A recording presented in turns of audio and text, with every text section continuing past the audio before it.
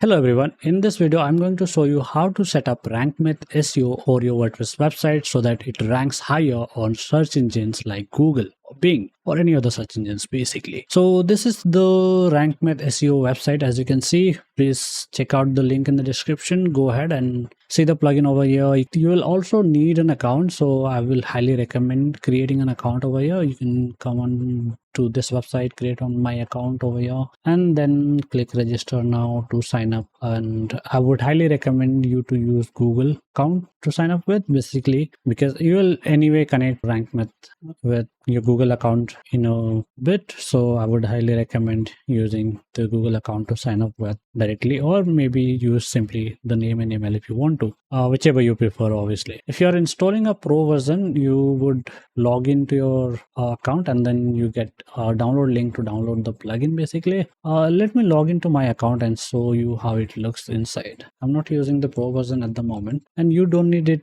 either in most cases. Very few people will actually need the pro version. So yeah, after logging in, you guys will see this particular thing. You can download your plugin from here. It's just a zip file that you will get to download, and then you can use that particular file to upload to your WordPress website and activate the plugin. So this is my demo website, obviously, and you guys will do this on your particular website. So first of all, go to the plugin section over here, as you can see on the left, and you can click on add a plugin button over here or link.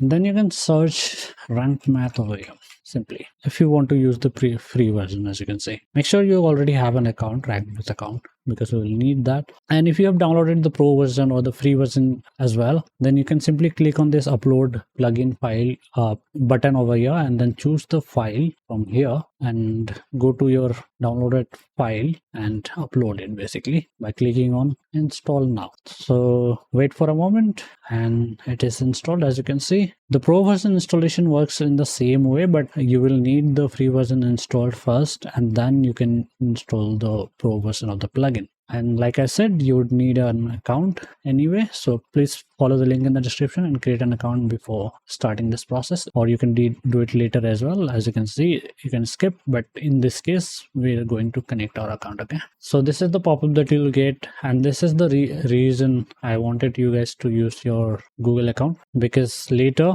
you will do the same thing for Google Analytics and Google Search Console as well. So this is the first thing that you will see. This is the rank math SEO setup wizard. You can choose the easy mode if you're doing it for the first time and you don't know much about it. You can also choose the advanced option if you are comfortable with that, and you can also choose the custom mode, but that would require you the pro version. I would recommend you to stick with the easy mode if you are just a beginner, and advanced mode if you are a bit technical and you will be able to understand things. And in this case, we'll go with the advanced setup, and you guys can simply follow the guide. In this case, you won't need the easy setup because I'm going to explain things over here in this video, and you guys will be able to understand everything. This is showing the website's condition basically, and checks for the compatibility, and it is compatible, as you can see. So it's fine, and we can begin the setup wizard by clicking start wizard button. Now your website, BMS School, let us know some of the details. So just fill in the form. BMS School is a personal blog, yes. Website name,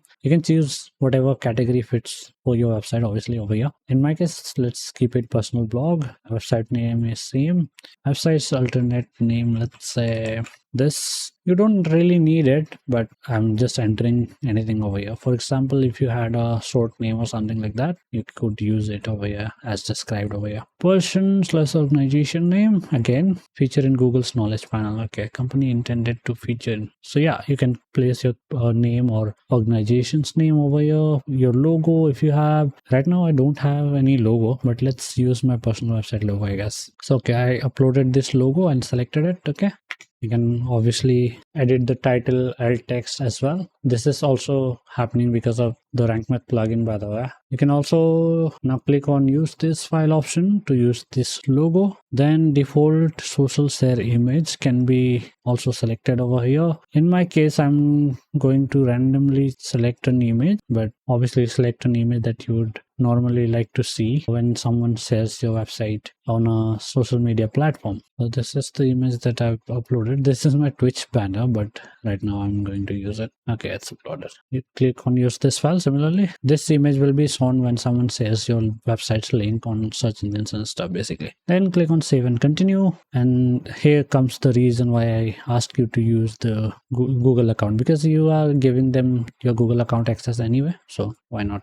So click on Google Connect Surveys, then select the account that you want to use. In my case, this is the account I would like to use. Then click continue, then click continue again to give it the accesses. And then you need to select your website from Search Console over here and Analytics property. For example, let's say I selected this website, right? Which is not this particular website, but I'm just saying you guys can do this. And similarly, you can choose your analytics over here. And I'm not doing it. And you can also connect the AdSense account if you have the pro version of the plugin. And you can also enable email reports over here, as you can see. Then click on save and continue. Enable the sitemap, include images if you want to. Let's say if you have a photography website or something, you may want to enable this. And depending on your situation, you may want to enable or disable this one, the image sitemap. By the way, I think the pro version will also allow you to create sitemaps for news and videos as well, but I think that's only available in the pro version. So if you need that, then you will need the pro version. So in my case, let's enable it, because this is just a random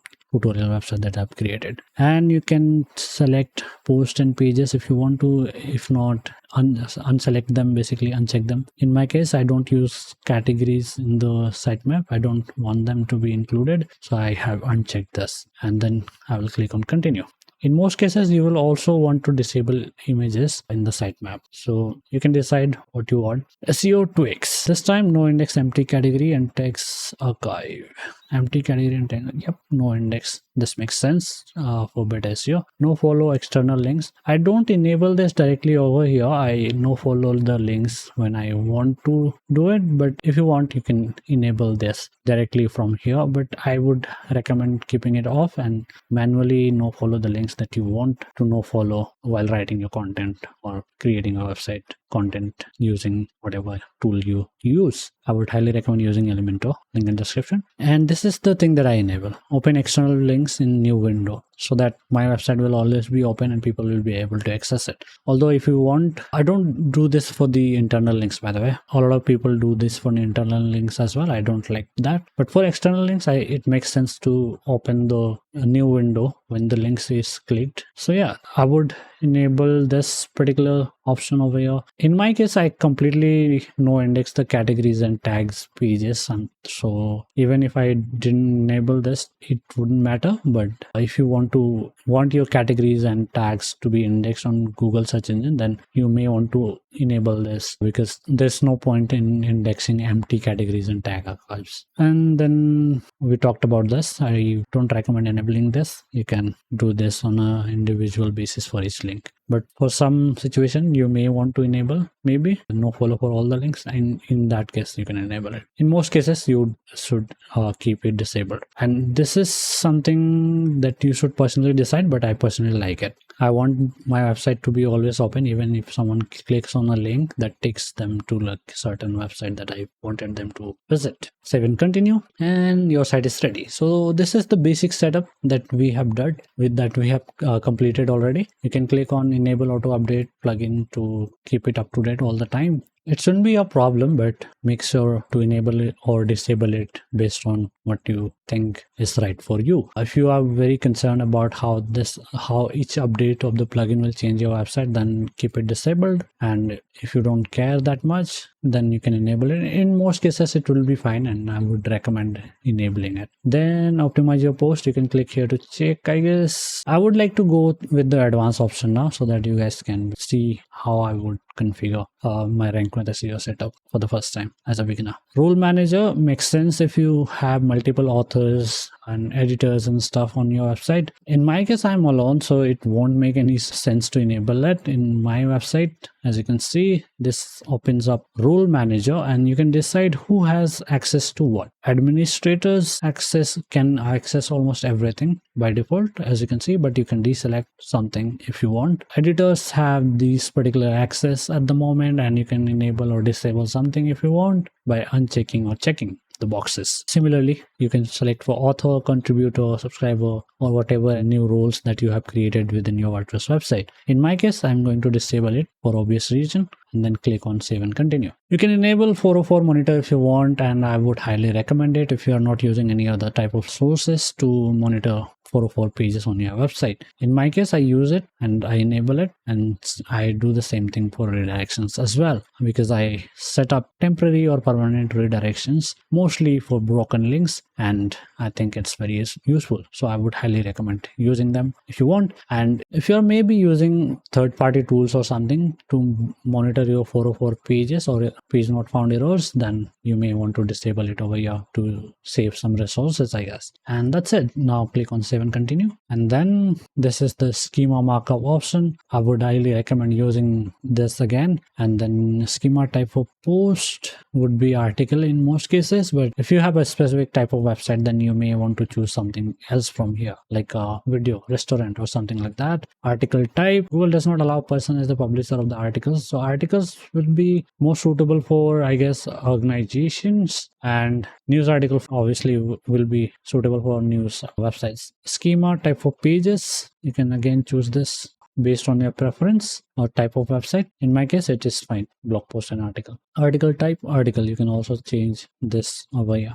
So this is the schema markup for structured data, and this is also a very helpful for search engines if you want your website to be displayed properly on search engines like Google. Now these are the modules that are enabled and disabled, and based on your website you may want to enable or disable some things. For example, content AI is one of the features that you may want to enable. It is enabled by default, but personally I don't use it because I use third-party tools like Phrase, link in description, check it out. So that's why I don't use content AI, but it could be very helpful if you would like to use it. I do think I would have utilized some of the features if I had the pro version, but in this case I don't, so I don't want to enable it, and I have just disabled it. And you can see the content AI option vanished from here, so it will make your rank math dashboard, UI plus your website clutter free basically, and keep the codes and stuff clean, which is also beneficial for your website. 404 monitor, like I said, you can enable it. ACF, this is something that I use, but right now I don't have it on this particular website, so no point in enabling this over here, but I do use it because I use ACF for my most of the websites. Again, if you use ACF, then enable it, otherwise no point in enabling it, and I think you won't be able to enable it anyway if you don't have the ACF plugin. AMP, no one is using it anymore, but if you are using AMP, then feel free to enable it, but I think no one is using AMP anymore, so it makes sense to keep it disabled. Analytics, obviously enable it, and if you have the pro version of the plugin, then definitely very useful, and I would highly recommend using it. In my case, I haven't connected the website to the analytics anyway, so it makes sense to turn it off. Similarly, if you have bbPress, enable it.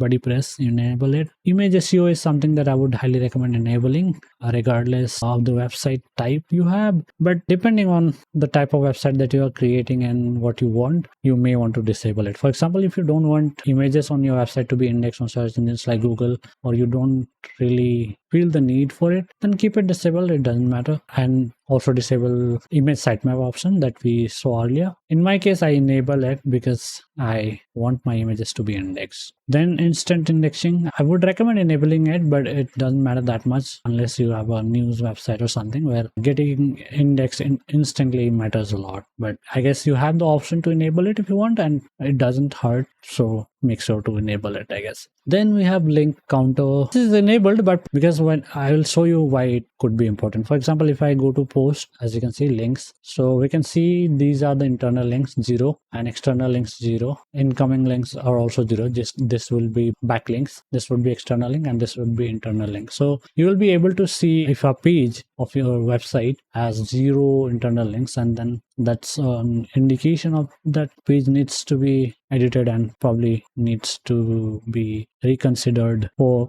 internal linking and external linking as well if you want to.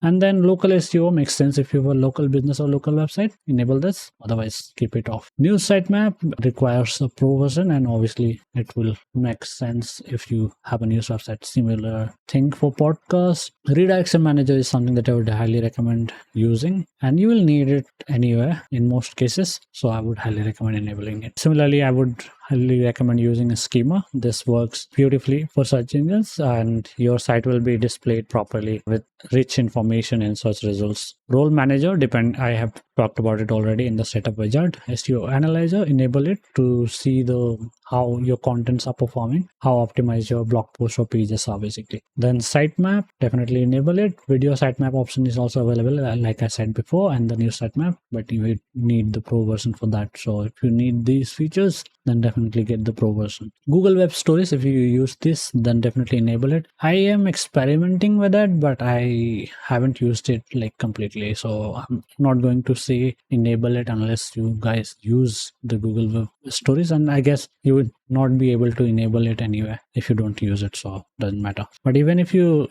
use Google Stories, you may or may not want to enable it, but in most cases, if you use Web Stories, then probably going to enable it and use it properly. Same goes for WooCommerce as well. So yeah, this was the advanced setting. Then if we go to general settings inside, I don't know how long this video is going to be. It's going to be too long if I talk about everything. So I'm going to quickly do the things that I do. Okay, I strip category base. I don't like the categories to be like this in most cases, but if you want the categories to be enabled, then please enable it. But in my cases, I don't do it most often. Basically, I will simply enable this option, then the URL becomes a little bit shorter. For example, it won't be example.com/category/my-category. Instead, it will become the example.com/my-category. I prefer this, but depending on what you want, you may want to choose either to enable or disable it. In my case, I enable it. Redirect attachment is enabled by default, and I also do the same. I redirect all attachment page URLs to the post they appear in, basically. Redirect orphan attachment to the base domain. You can do that. Personally, I would not play with these settings if I'm just a beginner, basically. No follow external links. Again, we have talked about this one. No follow image file links. It makes sense in some cases to enable it, but in most cases, keep it disabled. Open external links. We have already done that. You can enable breadcrumbs if you want. In most cases, your theme will come with it enabled by default. If not, then you can enable it and then include the breadcrumb in your website somewhere, and you can customize that over here. In my case, I prefer using the breadcrumb built into the theme if I ever decide to use it. In most cases, I don't. So you guys can decide whether you want to enable it or disable it. By the way, use themes like GeneratePress, Cadence theme. I will link them in the description. Astra, they are the best. I enable these because I want my images to be indexed, and I want them to be properly indexed and for people to understand properly what the images are. So that's why I enable this option at least. Add missing alt attributes. This helps with SEO a lot. And if you want to help the people as well, you may want to enable the title thing as well. But personally, I find the title to be distracting, so I only enable the alt attributes. Webmaster Tools, obviously you will add the verification codes for your Search Console, Google Analytics, etc. over here if you haven't done it already, and so that you can verify your website basically on Search Console and stuff like that. You can edit your Robots.txt over here. Headless CMS support if you're using Headless WordPress. I think these are more advanced options that you would not really want to control if you're just new. Okay, table of content. When you will include table of content on your website, this is how it will be placed basically. If you want, you can enable it and then you enable all of the heading. I would recommend enabling all of them. At least you can disable H1 because that will probably be your website title, website's name. Yeah, so this is the setting I would recommend over here, but personally I don't use the table of content from Rankmath. I use from my built-in theme or the plugin that I'm using to create the website.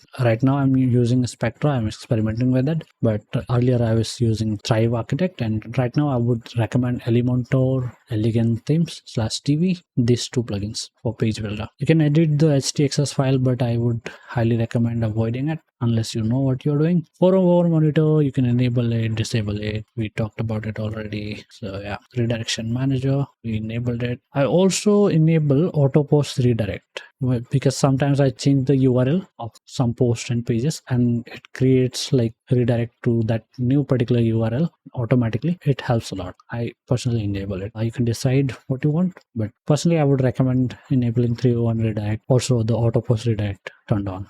Then we go to the title and stuff like that. Okay, this is going to be super long if I'll talk about everything. So I guess keep this as a beginner guide and do the things that I've done already. And I'm quickly going to show some of the things over here. Robots or local SEO. In this case, I think I won't change anything. Yeah. I'm quickly going with the settings, okay, because the video is going to be too long. I've already talked about everything. Homepage, robots meta, okay. Actually, yes, in most cases, this is what you will be doing. No index, okay. I think everything is done properly already and you don't need to do anything else. Author archive, enable it if you have multiple authors. In my case, I don't, so I will disable this. Misc pages, data archives, if you want to enable it like this. In my case, I would probably disable it. 404 title, search result title, no index search. I think I'll also disable it for the search result title. No index search results. Yes, I think I will enable this option because I don't want search results to be indexed on Google search engines. No index sub pages. Nope, I would keep it off. Paginated single page. No index paginated single pages. Okay, I would enable this. No index password protected pages. Makes sense if you have them. Yeah, so this is the setting I will do over here. Then let's go to post. Also meta link suggestion, keep it on for internal link suggestions. Okay, it's fine. Page fine. Okay, it's fine. I would only index some of the pages like terms of service, privacy policy and stuff like that. Attachment is nothing. And I disable category archives. As you can see, meta is disabled. I don't want them to be indexed anyway. And SEO controls on remove snippet data. Tags, tag archive, meta, robots, no index. Yeah, this is what I would do. So yeah, I think I've already shown you guys everything. Images in sitemap, I've already talked about it. Include feature images. You may want to enable it depending on your case, but in most cases this will also be disabled. HTML sitemap, you can choose what to do with it, but personally I'm not using it, so I wouldn't recommend it as well. But it won't harm. It may benefit your website, but it won't harm. So if you want, feel free to add it to your website. Definitely enable sitemap for post and pages. Attachment you can choose. In most cases you will disable this. For category, I think I would disable it, but you guys can decide. It makes sense to include this in the HTML sitemap though, because it will help users, visitors of your website. Include in sitemap, I don't think so. And same goes for HTML sitemap as well, because there will be a lot of tags on your website if you use them. Instant indexing, definitely enable it if you want. And these are the API keys, I guess, maybe. This API key is auto-generated, I think. I haven't done anything. This is the 404 monitor where you will see 404 monitor. This is the redirection manager. This is the SEO Analyzer that you can click to see. And right now there's nothing, so it makes sense that it failed. And by the way, if you want competitor analyzer and other advanced settings like analytics and stuff, then you need the pro version, as you can see. Last option is status and tools. Rollback version. Okay, you can go back to the previous version if you want. Beta, I would recommend keeping it off in most cases. And auto update, you can decide what to do. Personally, I would enable it. You can clear the cache and stuff, as you can see. Remove some data and stuff depending on your needs. And that's it. You can export and import settings as well and create backups. So this is it. I think I have talked about everything this plugin has to offer and how you would set it up as a beginner for your WordPress website to get started with Rank Math SEO. Thank you so much for watching. Check out the link in the description and I'll see you in the next one. Bye.